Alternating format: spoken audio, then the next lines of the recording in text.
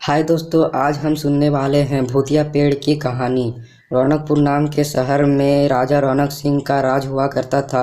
वह हमेशा अपनी प्रजा के हित में कार्य किया करते थे। वहाँ की प्रजा बहुत खुश रहती थी।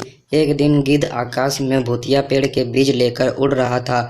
जैसे ही गिद्ध रौनकपुर पहुँचा तो उसके मुँह से एकदम बीज रौनकपुर के बीचों बीच गिर गया।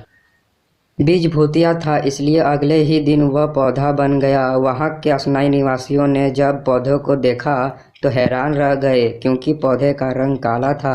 बाद में लोगों ने आपस में चर्चा की और यह समझा कि खेत में उगने वाला कोई घास पात या वनस्पति है। दूसरे दिन वह पौधा काफ़ी बड़ा हो गया। लोगों को और ज़्यादा दुविधा हुई कि एक ही दिन में ये पौधा इतना बड़ा कैसे हो गया।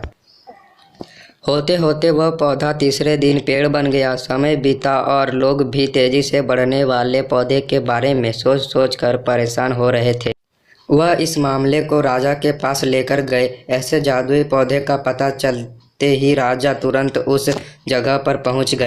राजा को जैसे ही पता चला कि एक काले रंग का पौधा 3 दिन में पेड़ बना है, तो वो भी उस पेड़ को हैरानी से देखने लगे। राजा उस पेड़ के पास चौथे दिन पहुंचे थे और तब तक पेड़ और बड़ा हो चुका था।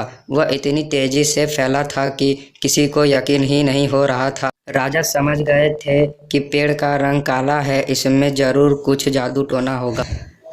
इसी सोच के साथ राजा ने घोषणा कर दी कि जो भी इस पेड़ को खत्म करेगा उसे वह इनाम के तौर पर 1000 सोने के सिक्के देंगे।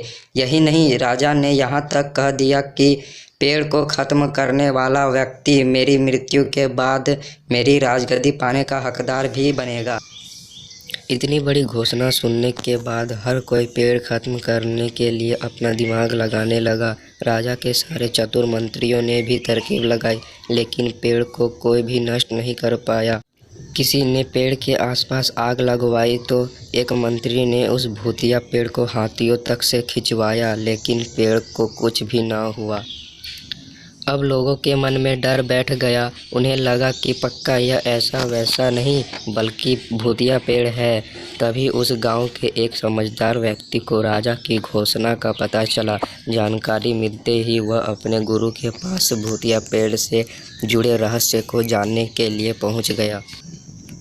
गुरुजी ने अपनी ध्यान की शक्ति को एकत्र करके देखा और उससे पूछा, क्या तुम पेड़ को खत्म करना चाहते हो? समझदार व्यक्ति ने जवाब दिया, हाँ गुरुजी, सब उससे परेशान है।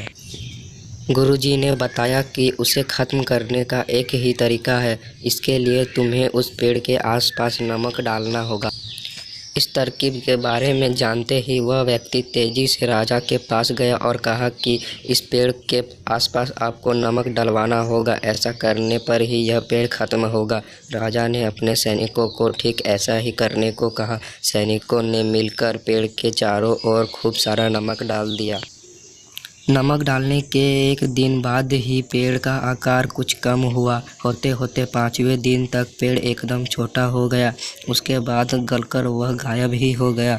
उस व्यक्ति की तरकीब काम कर गई और राजा ने खुश होकर उसे इनाम की 1000 सोने की मोहर पहले दी। उसके बाद एक पत्र दिया जिसमें लिखा था कि वह राजा के मरने के बाद उनकी गद्दी को संभालेगा। वह समझदार व्यक्ति खुश होकर अपने घर चला गया। तो दोस्तों, हमें इस कहानी से क्या सीख मिली? ऐसी कोई मुसीबत नहीं होती जिसका समाधान ना किया जा सके। ज़रूरत है तो बस धैर्य और समझदारी की। तो दोस्तों, आपको ये वीडियो कैसी लगी हमें कमेंट बॉक्स में ज़रूर बताएं।